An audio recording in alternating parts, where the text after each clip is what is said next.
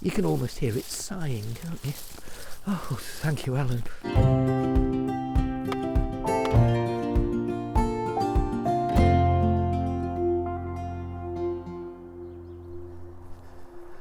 The first thing to decide is which is the right tree for your garden. I've got 4 different options here. The first one is the beech tree. Now the beech, Fagus sylvatica meaning of woodland, there's a clue. It's a large tree, a huge stately tree. And when I say big, I mean big. This will make 20 or 30 metres.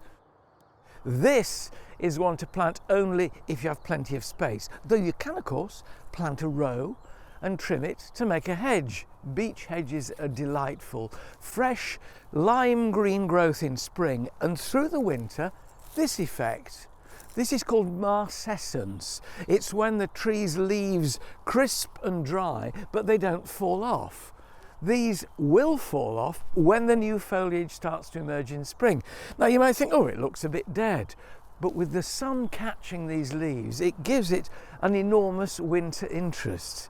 I planted an avenue of them up there when they were a little bit smaller than this, and you can see now in the middle of winter, it's a lovely feature, especially with the sun slanting through it.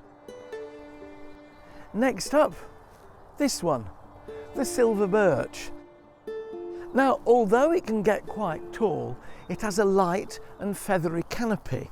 It doesn't cast too much shade. And what it does have, when its leaves have all fallen in winter, is this glorious silvery bark. This is one called Betula utilis jacquemontii, and jacquemontii is the name to remember if you want a really good white bark.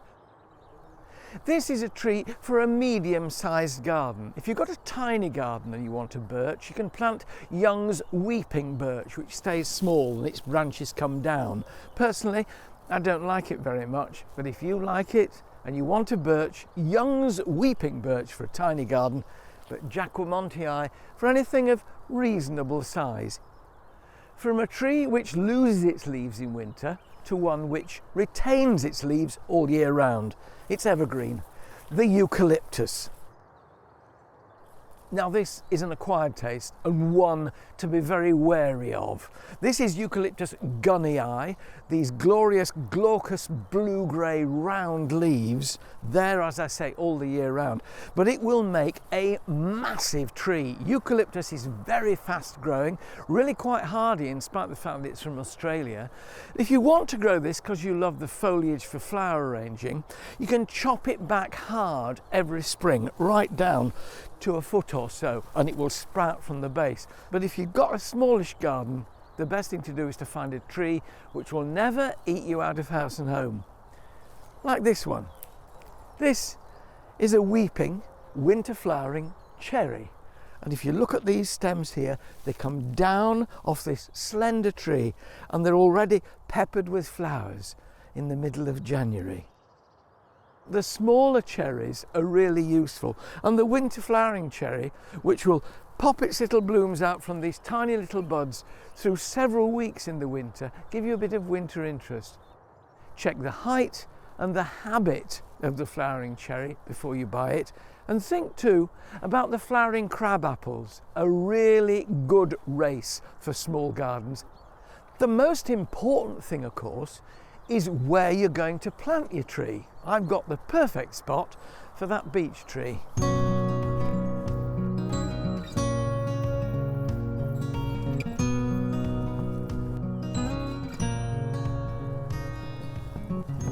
Winter is a great time to plant trees, any time between November and March, particularly for bare root trees that have been dug up to be transplanted. Container grown trees like this beech, you can plant at any time of year, but I still think it's great to get tree planting done as soon as you possibly can before spring, so it's got a chance to settle in, get its roots growing and grow away when the warmer weather comes.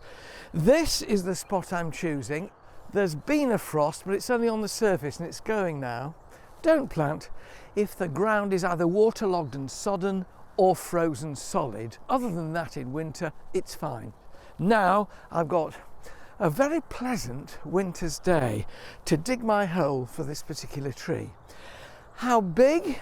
Well, just about 1 metre wide. I'm digging a circular hole here. You'll hear people saying trees should be planted in square holes. Believe me, the roots of this tree can't tell whether that hole is circular or square. Just dig a decent size hole. That's about 20-30 centimetres bigger all the way round than the root ball, and then skim the grass off and then dig your hole.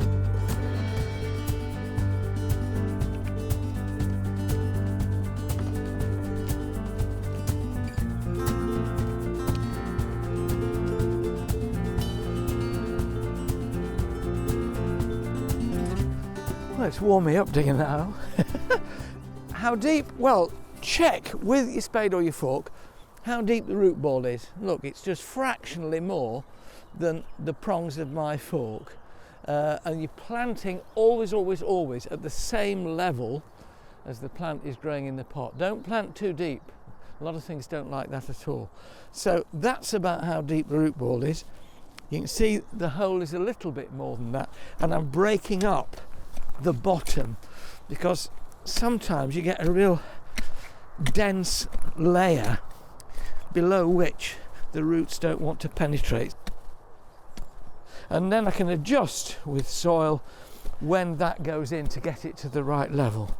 Now, when it comes to planting in the middle of winter, at this time it's more interested in the texture of the soil that's surrounding it rather than any nutrients it contains, and that means ameliorating the soil itself with something like this rose tree and shrub mixture, because this, the goodness that you can feel in your hands, is the goodness that those roots will enjoy.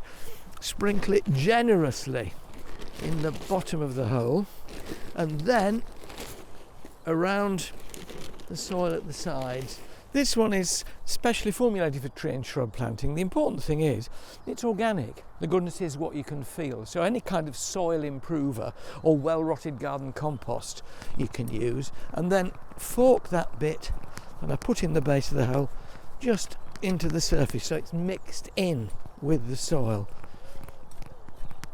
And then we have a sort of magic ingredient that's come to the fore in the last few years. We've learnt so much about how trees in particular live at their roots with mycorrhizal fungi. They're associated with this great network of fungi below ground, and all plants use good fungi, if you like, and good bacteria to grow well, in the same way that those yogurts are good for our gut. For a 10-litre pot like this one, it says 1 sachet. That's the entire thing, and it's a sort of granular powder, if that's not a contradiction in terms. And the mycorrhiza, these beneficial fungi, are all in there. Sprinkle it into the bottom though. It says 1 sachet for a 10-litre pot, so it's all going in there. I'll give a little bit on the outside just for good measure. There it goes. That's in. Slightly work it in, but not too far, because you want the roots to come into contact with it. And then gloves back on. Let's get the tree out of the pot. Now, this time of year, there's a little problem with a root ball being dry. You always want to plant with a really moist root ball. If you're in any doubt at all, soak it. What do you see? You see a lot of roots going round and round and round. So we tease the roots. This does not mean saying, nary, nary, no, not that sort of teasing. The sort of teasing out of that root ball. Look, they're already beginning to venture out. Isn't that exciting? Into the earth that we've enriched with organic matter and provided with mycorrhizal fungi that say, hey, this is a really good home for you now. And, you know, people talk about, should you talk to trees? Should you talk to plants? There's no harm to talk to them, because while you're talking to them, you're looking at them and you're observing and you're seeing what might help them. And in this case, it's helping those roots to come out from that root ball. You can almost hear it sighing, can't you? Oh, thank you, Alan. So now we have a root ball which is no longer smooth, but distinctly fluffy, and it's been given the okay to spread sideways. And this is fairly critical because you now need to measure to make sure we're going to get it at exactly the right level after planting into the hole. Now look at that, absolutely perfect. And the way to test it is to run the stake across the soil. There we are, perfect, the right level. Now you can start backfilling, mixing your compost with the soil. Just do a little bit to give it stability to start with, and then before you go too far, check that it's perpendicular, it's straight up. There's nothing worse than finishing your planting, standing back and finding that your tree's leaning at an angle. Pull it back in, breaking it down, mixing it in. But very soon putting, not your welly, because I've got these really big stout gardening shoes I use, firming it in.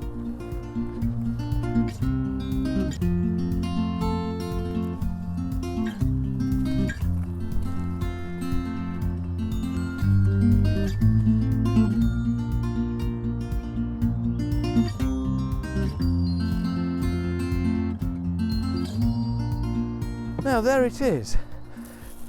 If it's a sheltered spot, that would be fine. This has got quite a lot of windage on it. By that I mean these leaves will resist wind and it will rock in the wind. The wind in this country generally, the prevailing wind is from the southwest. The southwest is exactly where you are. So what I want to do is to put a stake in which will help it resist those southwesterlies coming from there. And the way to do that is not to do as we used to do, stick a stick straight up like that, but to do it at an angle of 45 degrees and to do it facing into the prevailing wind, so that when the wind blows, it pulls the tree and pushes the stake into the ground rather than trying to pull it out.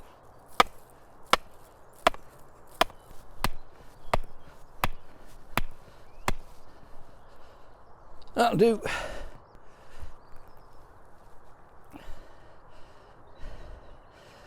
You can use all kinds of things to fasten the tree to the stake. So I use a proprietary tree tie, not easy word to say that. It has a buckle and this spacer here. Put it round the tree and you'll notice I'm staking this quite low down. I'm anchoring the important bit, which is the root system, so that doesn't wobble around. So fasten the tie around the tree and then around the stake. Tight enough, but not too tight, and keep checking it over the months just to make sure that it's not got too tight.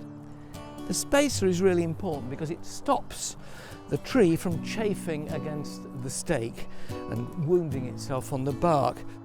My last job on this one, because I want this to be a handsome standard tree here, is to get rid of these little branches at the base. Take the secateurs and just snip them off really close to where they're coming out.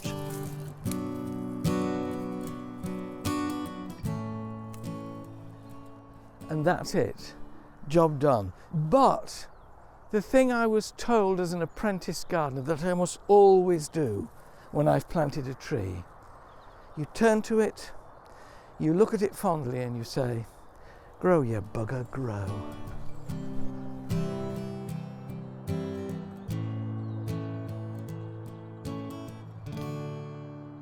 Just a quick reminder to subscribe to the channel if you haven't done so already. This is a growing community for people who know nothing about gardening but want to learn, and for those who are more experienced. So come and join us.